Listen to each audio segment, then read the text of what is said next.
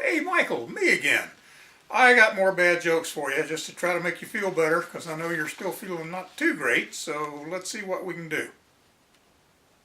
So Michael, do you know there are a whole bunch of places around the world in America and all over countries everywhere have what they call a tourist season. I've never understood that because they're not really in season. I mean, you can't shoot them. Did you know that if you cross a collie and a petunia, you get a vegetable? You do. You get a cauliflower.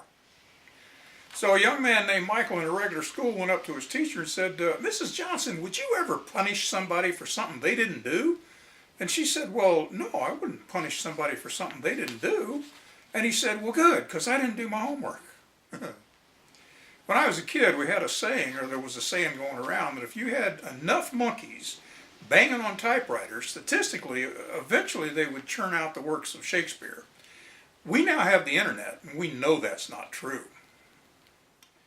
So a young man named Michael was in school, and his teacher asked him, said, Michael, if you had $2 and you asked your dad for another $3, how much would you have? And Michael said, $2. The teacher said, Michael, I don't think you understand arithmetic. And Michael said, teacher, I don't think you understand my dad. So a psychiatrist nurse came in and said, doctor, we have a man in the waiting room who thinks he's invisible. And the doctor said, well, tell him I can't see him. Same nurse came back in later and said, doctor, we've got another guy out there. This guy thinks he's a deck of cards. Doctor says, tell him I can't deal with him.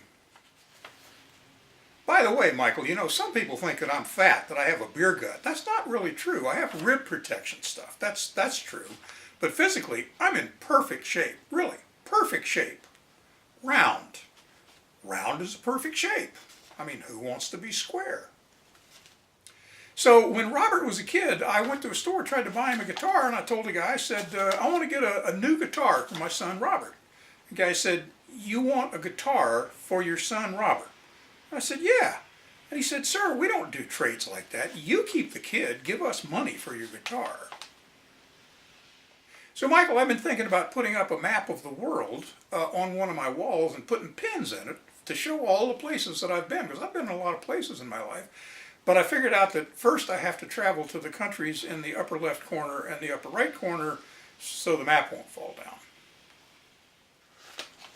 Some people say that our current president suffers from insanity. I don't know about that, but I can tell you for sure, Michael, I don't suffer from insanity.